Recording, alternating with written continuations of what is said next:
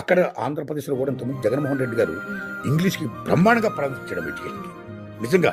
So ఈవేళ భారతదేశంలో చాలా రాష్ట్రాల్లో ముఖ్యంగా ఇంగ్లీష్ ప్రాధాన్యత తెలిసిన వాడు దాన్ని ఎంకరేజ్ చేస్తున్నారు.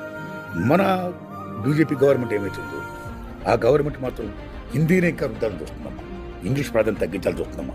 అది కరెక్ట్ కాదు. ఇంకో విషయం చెప్పనా మీకు, రీసెంట్గా కేంద్ర ప్రభుత్వం జారీ చేసిన ఉద్యోగాలు ఉన్నాయి చూసారా, ఆ ఉద్యోగాలన్నీ కూడా గుమస్తాలు, అటెండర్ పోస్టులు అవి ప్రకటించి మీ అందరూ కూడా మాతృభాషలో ప్రశ్నిస్తున్నామని చెప్పింది. అంటే అటెండర్లు గుమస్తాల కోసం మాతృభాషలో మీరు ప్రశ్నిస్తే మేము మాతృభాషలో రాయాలి, మేము మాత్రం అక్కడే ఉండిపోవాలి, అటెండర్ గుమస్తాలు ఉండిపోవాలి.